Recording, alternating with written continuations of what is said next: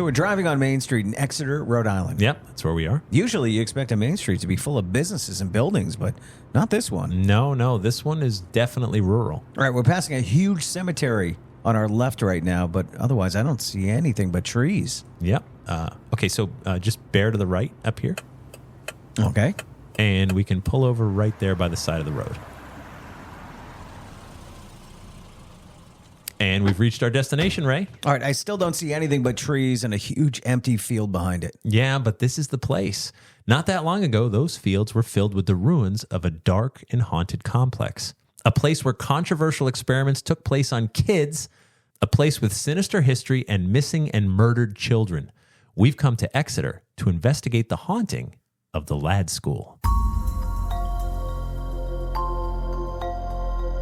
Hello, I'm Jeff Belanger. And I'm Ray Auger. Welcome to episode 376 of the New England Legends podcast. Thanks for riding along with us on our mission to chronicle every legend in New England, one story at a time.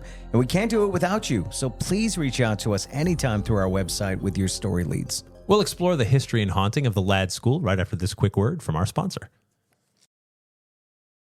All right, so we're sitting here staring at an empty field in Exeter, Rhode Island. Yep, we are. Now, the last time we were in Exeter, we were searching for the vampire Mercy Brown. Oh, that's right. That's right, yeah. The town of Exeter was formed in the year 1742. Of course, there were people living here for thousands of years before that, the Narragansett people for one. But after 1742, Exeter became a farming community. It remained mostly quiet ever since. Exeter made the news back in 1892 when Mercy Brown was pulled from her crypt as a suspected vampire. But since then, the town mostly stayed out of the news. Mostly, if not for a controversial facility known as the Ladd School. Originally called the Rhode Island School for the Feeble-Minded, the complex opened as a farm colony in 1908. Now, they based the school on the Templeton Colony, which was an annex of the Massachusetts School for the Feeble-Minded in Waltham, Massachusetts. That facility became better known as the Walter E. Fernald State School. All right, wait a minute. Yep. Well, I looked this up. We explored the Fernald School way back in episode 154. Yeah, we did. Now, we uncovered how that facility in Waltham was experimenting with feeding radioactive bowls of oatmeal to children in the 1940s to test the effects of radiation. Yeah. Those poor boys were human guinea pigs. Yeah, that's right. That was the story. And I also recall that Dr. Fernald was experimenting with eugenics. He was. And one of the goals was to cleanse society of what he called, quote, defective and inferior genes. His words, not ours. Yes, so very Adolf Hitler of him, right? Right. Yeah. So one of Dr. Fernald's proteges was Dr. Joseph Ladd, the first superintendent of the Rhode Island School for the Feeble-Minded. Wow, so there's a connection between the Ladd School and its counterpart in Massachusetts. Yeah, absolutely. Like many facilities, there were some good ideas and practices that helped some people, but also a darker side that still haunts us. And now we have an empty field. But it wasn't always empty. No. Here, take a look at this picture. Wow, there's some huge buildings here. Yeah, right? Now, this one doesn't look like some of the old asylums we've checked out in the past. Some of those look like old college campuses. Right. And this one looks like some modern architecture from the 1970s. It's a 5-story building that's round with orange and tan panels between the many windows. Yeah, that would be the John E. Fogerty Hospital. That was added in 1962. And they don't make architecture like this anymore for a reason. Because it's ugly? That's the main reason. Yeah. It's hideous. It doesn't hold up at all. So in 1916, Ladd changed the name of the facility to the Exeter School because the term feeble-minded was not really in vogue anymore. And in the first half of the 20th century, the school evolved from a place to help those with mental disabilities learn farm work, trades, and to be self-sufficient into a facility that was part hospital, part detention center for kids, part boarding school, and a place for some dark ideas and experiments on people referred to as, quote, inmates. In 1928, the newspapers called this place, quote, dumping grounds for the unwanted. It was overcrowded. It lacked a hospital. By the mid-1900s, it wasn't just people with mental disabilities housed here.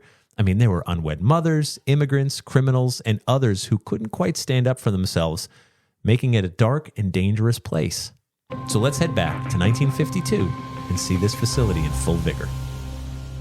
It's December of 1952. Dwight Eisenhower just won the presidential election in November and will be taking office next month. You Belong to Me by Joe Stafford is the #1 requested song on the radio right now. But here in Exeter, Rhode Island, folks are unsettled. They are unsettled. People should be ramping up for the holidays, but instead, the Exeter School is getting a lot of unwanted attention. It sure is. First, some of the views of its superintendent, Dr. Joseph Ladd, are pretty controversial. So true. So just a few years ago, he was quoted in the Providence Journal as saying, and I quote, "Many states have already passed sterilization laws for eugenics purposes, and I hope Rhode Island won't stay behind much longer.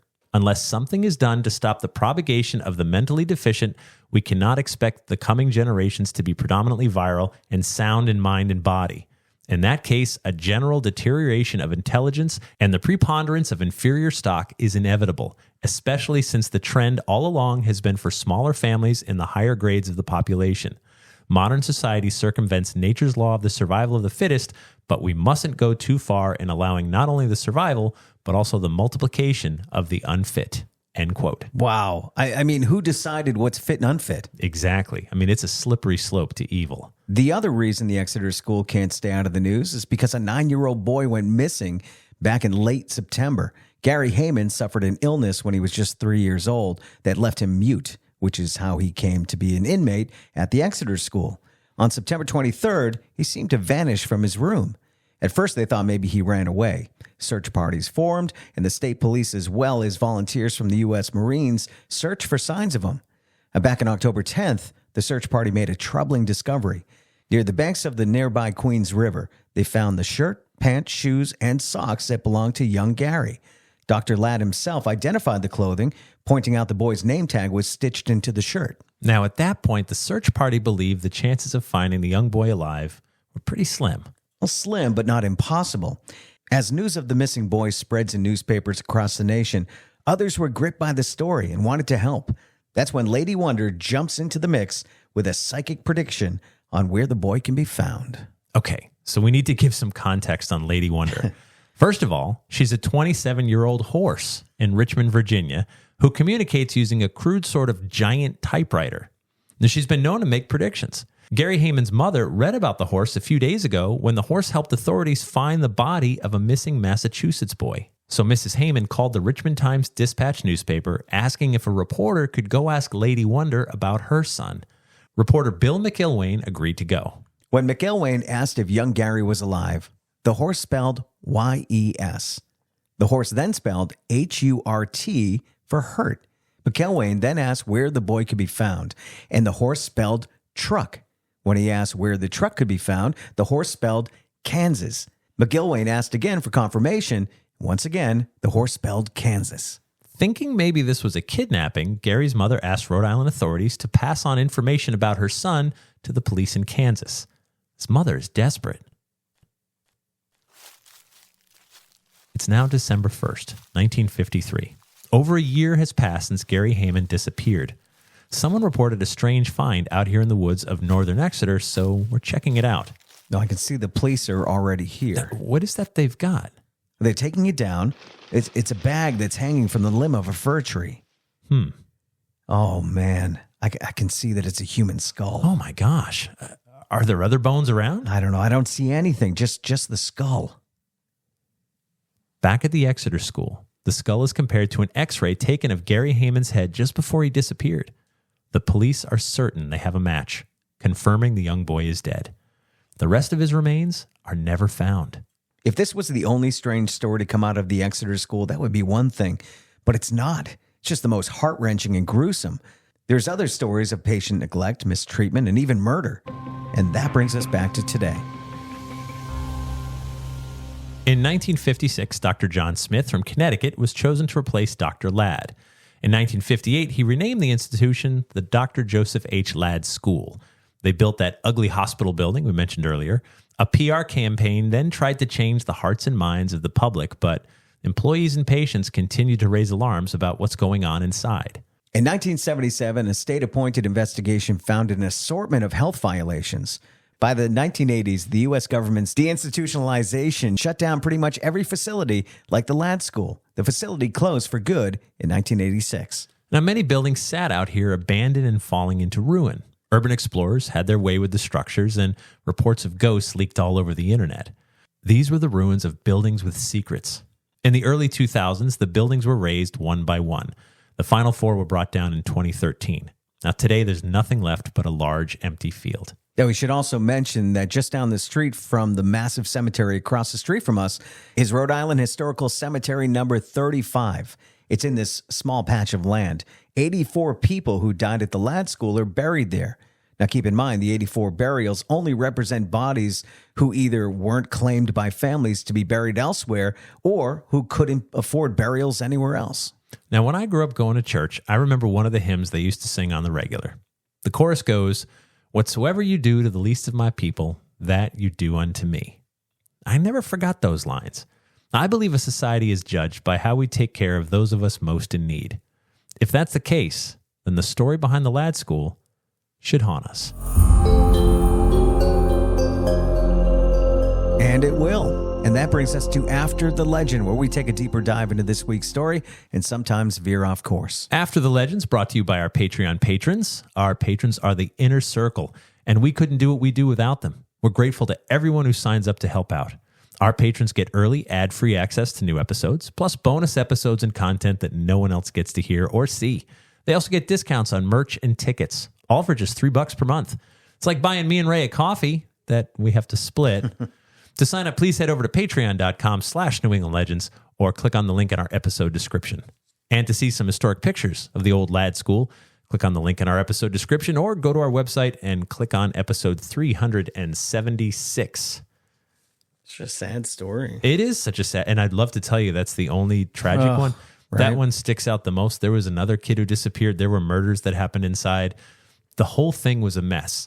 And in hindsight, you can figure out why, right? So it starts as like, hey, just like so many facilities, let's have a place to take care of people that need help. Right. And they'll farm, they'll be self-sufficient. There'll be problems here and there, but we'll just sort of deal with them and treat them like human beings. And it worked and it was good and all that. But then it suddenly becomes a place to fit everyone that doesn't fit elsewhere. Right. Well, this kid doesn't belong in prison because he hasn't really committed any crimes. Where are we going to put him? But he's troublesome. Throw him there. Yeah. Exeter School or Ladd School, whatever. Here's you've got people committing their wives, right? For just because Sure. you used to be able to do that, Yeah. and so suddenly you Can't divorce her. yeah, women who got pregnant out of wedlock are suddenly here with criminals, Right. who like didn't quite fit into the prison system, and with people that need true, extra help just to do day-to-day stuff. And so you suddenly had basically everyone who was unwanted, and then you underfunded it.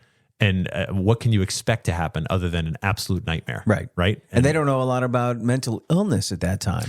Well, right. Everything's a guessing game. Yeah. So so you're trying to deal with a certain population that has mental illness, certain population that's just like today we would say on the spectrum or has developmental disabilities that just need regular help. Like, Or hey, we're just pregnant. yeah, and then you've got pregnant people that need help with that, and you've got criminals that Right. make you scared all the time. Sure. And Not everyone's on the same playing field. No, and suddenly if you work there, they all look alike, don't they? Yeah. Like, wait, which one of you is the criminal? Which one of you just needs help eating dinner? Right. Which one of you, just needs help getting through a pregnancy? I forget, and it's tough to keep track, and I'm scared. So they're all treated the same, Well, which in some cases is or all cases poorly. Well, you're in the same place anyway. Yeah. And that's a tough break, man. So I remember a long time ago, I had the chance to investigate the Ladd School before they tore it down. I regret, like I can't tell you not going, but here was what happened.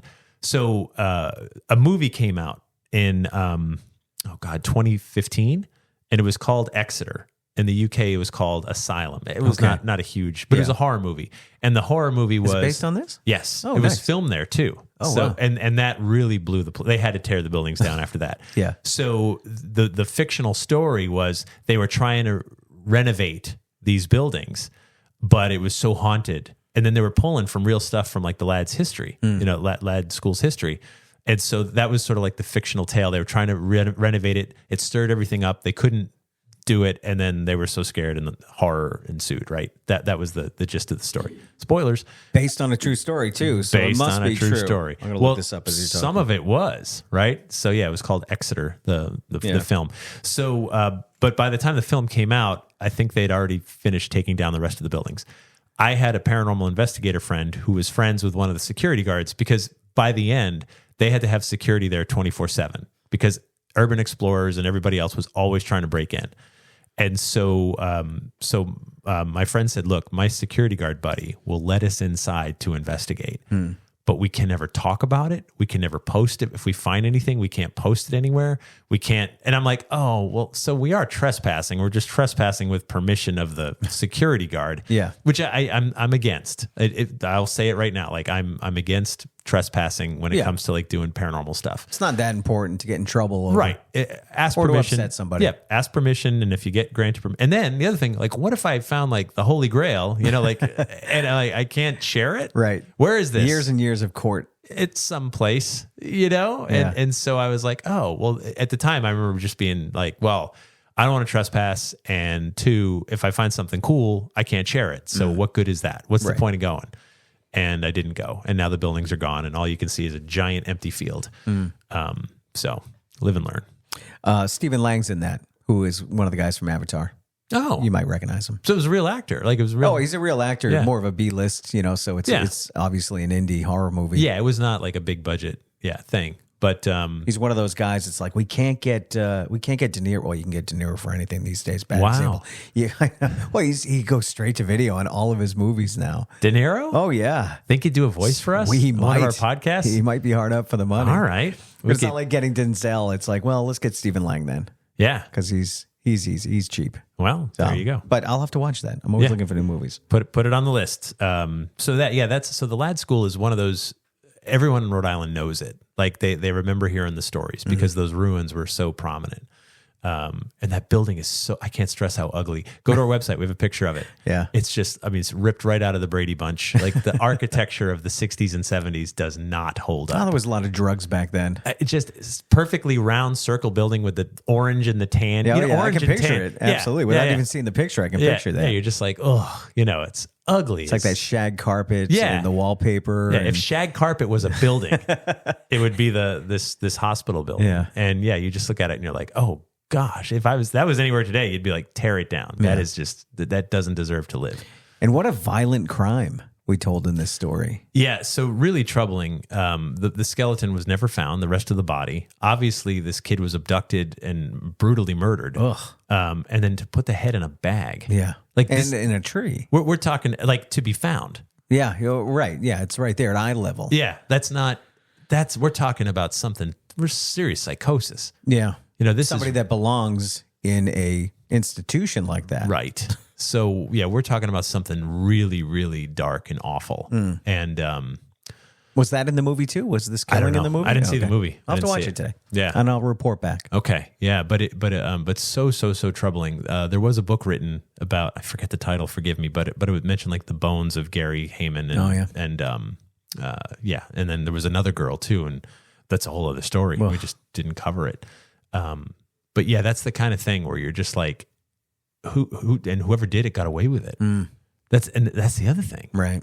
right? Scary that The- that person was still walking among us. The only thing worse than what happened is that the person got away with it. Yep. Ugh. And may have done it to other people. Right. Who knows? And, for all we know, probably someone in the school, right?